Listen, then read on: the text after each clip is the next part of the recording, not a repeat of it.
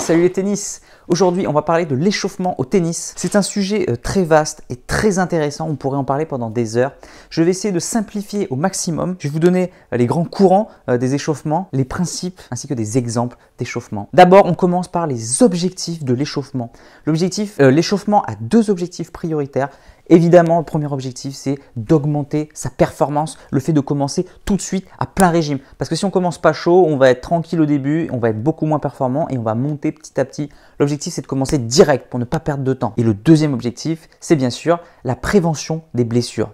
J'ai déjà fait une vidéo à ce sujet, vous pouvez aller voir d'ailleurs en cliquant sur le lien qui s'affiche ou en lien dans la description, où je faisais le constat que quand même la prévention des blessures, à mon sens personnel, c'était surtout pour le haut niveau. Plus on est amateur, moi ça a d'impact. Moi, je vois quasiment personne s'échauffer sur les tournois et je vois quasiment personne s'échauffer dans les premiers jeux. Donc pour moi, cette notion de prévention des blessures, elle a lieu surtout au haut niveau ou après selon un certain âge forcément. Après, peut-être que c'est aussi à long terme et pas sur un match spécifique, il faudrait voir. Alors quels sont les principes de l'échauffement? Comment construire votre échauffement? D'abord, il y a le principe de progressivité. Donc évidemment, si jamais vous soulevez une barre de 100 kg, vous n'allez pas commencer par la soulever tout de suite à 100 kg. Vous allez commencer par 10 kg, après 50, ainsi de suite, vous allez monter. Et bien c'est pareil au tennis, on ne va pas commencer un match tout de suite à son intensité max. On va y aller tranquillement et petit à petit, on va augmenter l'intensité, on va augmenter la vitesse. Donc respectez toujours ce principe de progressivité. Deuxième principe, c'est le principe d'adaptation. Il faut vous adapter en fonction de la personne, mais aussi de l'environnement. Une personne en fonction de son âge, évidemment. Une personne qui a 8 ans, une personne qui a 57 ans n'a pas le même ressenti physiologique. En fonction de l'intensité de la compétition aussi, donc du niveau. C'est sûr que si vous jouez à 0, si vous jouez à 35, ça ne va pas forcément être le même échauffement. Bien sûr, en fonction de l'environnement, la température extérieure, s'il fait 0 degré, s'il fait 40 degrés, c'est pas du tout la même chose. Bref, soyez dans l'adaptation permanente. Ne dites pas, j'ai suivi ce protocole sur YouTube, j'ai vu Maurice, il m'a dit ça, il faut absolument que je le fasse de A à Z. Adaptez-vous. Après, le principe de contenu des exercices, là par contre, il y a sujet à débat et c'est ça qu'on va voir ensemble. Donc d'abord, je vous donne le schéma classique de l'échauffement entre guillemets. Pour qu'on soit chaud, il faut qu'il y ait un rodage articulaire pour que les articulations soient bien lubrifiées et qu'elles fonctionnent au maximum. Donc les articulations, il faut aussi qu'il y ait tout ce qui est cardio-pulmonaire, que ça circule beaucoup plus, ventilatoire, cardio, etc. Donc que ça circule bien. Et il faut également qu'il y ait une augmentation de la température musculaire. Donc voici les trois choses que l'on va chercher à obtenir. Du coup, le rodage articulaire, en général, on le fait au début parce que si on le fait à la fin de l'échauffement, ça va nous refroidir. La température centrale et la température musculaire peuvent diminuer assez vite. Du coup, on fait vraiment le rodage articulaire en premier et on fait la température musculaire en dernier. Ça, c'est en général. Donc pour retenir ce principe, j'adore l'image de Fabien de Progresser au tennis qui dit toujours on part du solide jusqu'au liquide, jusqu'au gazeux. Donc d'abord, on fait les articulations, les os. Après, on fait tout ce qui est muscle. Et en dernier, on fait tout ce qui est cardio-ventilatoire. Donc j'adore cette image et je la trouve ultra pertinente. Donc vous pouvez la retenir. Donc l'échauffement classique, une fois qu'on a commencé le rodage articulaire, on s'est tourné les articulations, on a fait notre mouvement de balancier un peu, les échauffements un petit peu balistiques, donc on a déjà parlé dans la vidéo sur les étirements, vous pouvez aller la revoir. Donc principe de l'échauffement classique, on va augmenter sa température corporelle. Donc pour ça, on va faire d'abord du cardio pendant 5, 10, voire un peu plus, 10 minutes, 15 minutes. Donc ça peut être du vélo, ça peut être de la corde à sauter, ça peut être un footing. Donc voilà, quand même des courses assez longues, assez continues pour permettre justement cette augmentation du corps. Et c'est pour ça qu'on dit qu'un échauffement devrait durer entre 15 et 30 minutes parce que ça prend beaucoup de temps d'élever cette température corporelle. En général, on fait des talons-fesses avant. On dit souvent, et je suis d'accord, que ça ne sert à rien, en tout cas physiologiquement. Faire des talons-fesses pendant 3 minutes juste avant un effort, peut-être que ça fait travailler très légèrement le muscle, mais voilà, c'est tout. Il n'y a pas grand-chose, en tout cas au niveau de la température centrale. Donc un échauffement cardio assez long, de 10 à 15 minutes. Ensuite, tous les mouvements vraiment explosifs qui vont nous servir au tennis. Donc les talons-fesses, les montées de genoux, les pas chassés.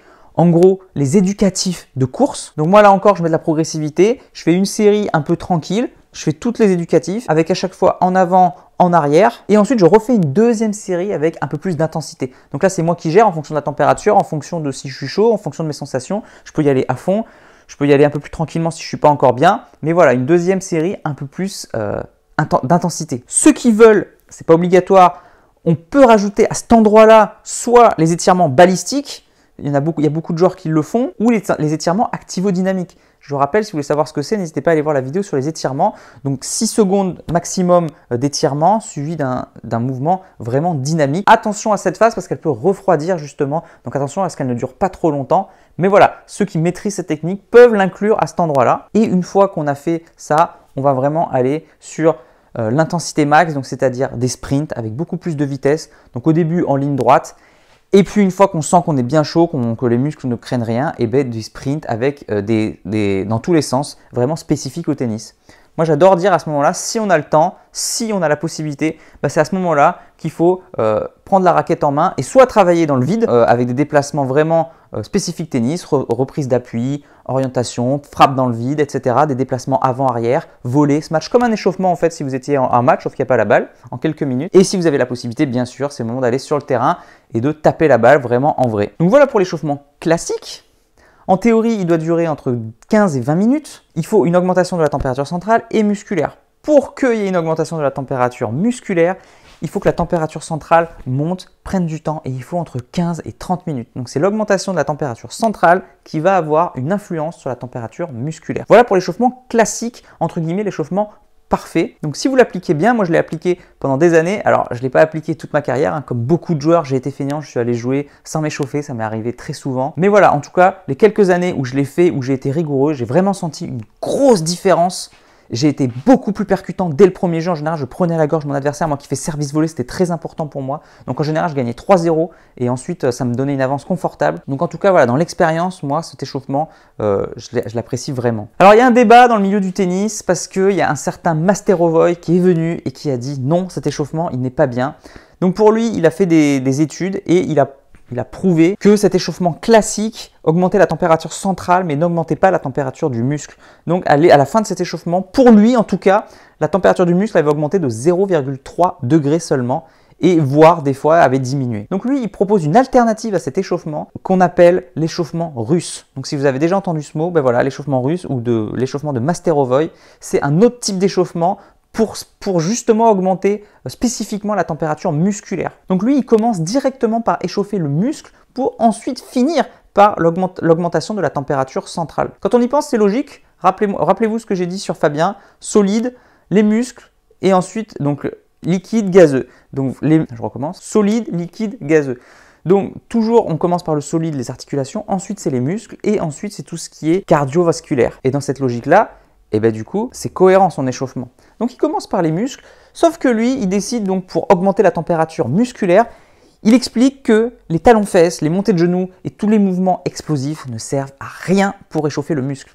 Donc pour réchauffer le muscle, il faut des contractions concentriques et excentriques. Donc il propose certains exercices, c'est des trucs classiques, hein, ça peut être des squats, ça peut être aussi un partenaire qui vous retient la jambe et c'est à vous de contracter le muscle. Donc il propose un protocole précis, un nombre de répétitions, un nombre de séries à faire pour pouvoir échauffer le muscle. Là aussi, il suffit de taper sur internet, vous trouverez l'échauffement très rapidement, vous tapez échauffement russe et normalement vous allez tomber facilement sur plein d'articles à ce sujet. Donc augmentation de la température musculaire et une fois seulement que la température musculaire est augmentée, on va partir sur du global. En gros, ça va être sur l'activité spécifique, donc pour nous le tennis, et en dernier lieu, donc sur tout ce qui est prise, sprint et potentiation. Parenthèse. Donc l'objectif de l'échauffement, hein, l'un des derniers principes, c'est d'arriver à la fin de l'échauffement en période de potentiation. Donc en fait, c'est quoi? C'est l'optimisation maximale du muscle, le rendement maximal du muscle. Donc le fait qu'il soit chaud, et bien, on appelle ça une potentiation. Fin de la parenthèse. Alors les avantages et les inconvénients de cet échauffement, est-ce qu'on va choisir l'échauffement classique ou est-ce qu'on va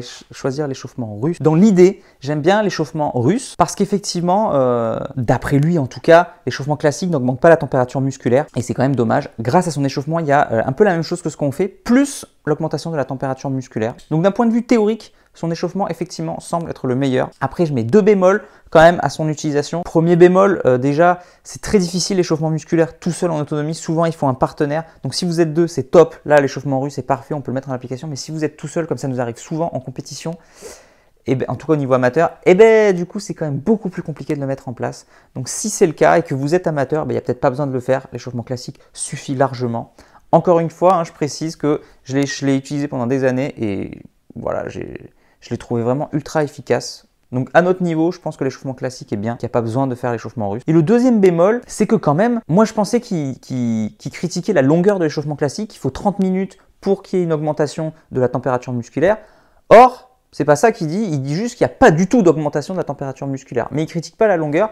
Et en effet, j'ai regardé son échauffement et il est également très long. Son échauffement optimal dure 35 minutes. Donc voilà pour les deux échauffements. Donc vous avez vu, hein, dans les deux cas, il n'y a pas de secret, il faut du temps. Il faut au moins 30 minutes, 35 minutes pour avoir un échauffement vraiment très efficace. Et cette durée, on peut l'extrapoler au niveau. C'est vrai que je pense que les joueurs de haut niveau, eh ben, ils s'échauffent encore plus longtemps. Ils sont debout dès le matin. Quand ils ont match à 11h, ils sont debout à 7h. À 8h, ils sont déjà en train de faire un réveil musculaire. Ensuite, leur échauffement dure 3 plombes avec beaucoup d'élastique. Et ensuite, eh ben, quand ils ont besoin de rester chaud, ils font beaucoup de vélo. Des fois, ils font une demi-heure, 1 heure en attendant le match. Donc, c'est incroyable la durée. Et d'un autre côté, je suis convaincu qu'à notre niveau, quand on est 4e série, voire 3e série, il n'y a pas besoin de s'échauffer 35 minutes avant chaque match. Je pense que déjà, si on se fait un petit échauffement sérieux, rigoureux de 10 minutes, bah, c'est déjà pas mal. Pour conclure cette vidéo sur l'échauffement, j'aimerais parler d'un concept qui me tient très à cœur, c'est l'échauffement psychologique. C'est vrai qu'en cours de tennis, on n'a qu'une heure, des fois 1h30 en collectif, 1 heure en individuel. C'est très compliqué de dire aux joueurs on s'échauffe pendant 35 minutes et après on joue 20 minutes. Ça n'a aucun sens. Du coup, en général, j'essaye de rendre autonomes les joueurs, de leur dire venez en avance, mais c'est pas toujours le cas. Donc si les joueurs arrivent à l'heure et non pas en avance, je leur demande quand même un échauffement de quelques minutes, 3-4 minutes, avant l'entraînement. Et je sais clairement, en tant que stapsien, en tant que préparateur physique, que cet échauffement n'a quasiment aucune influence sur la prévention des blessures et sur l'augmentation de la performance. Mais pour moi, c'est très important l'échauffement psychologique. Le fait de ne pas arriver direct dans un entraînement, dans un match, il faut laisser le temps de laisser les problèmes à l'entrée, il faut laisser le temps de se visualiser, de se projeter dans l'entraînement, dans le match. Et cet échauffement psychologique, mental est très important et capital. C'est pour ça que je donne toujours le conseil de ne jamais faire l'impasse sur l'échauffement, même s'il est court, même s'il est inutile physiologiquement, faites-le quand même. Donc déjà, il y a cet échauffement psychologique et aussi le fait de le faire, ça engendre les bonnes habitudes.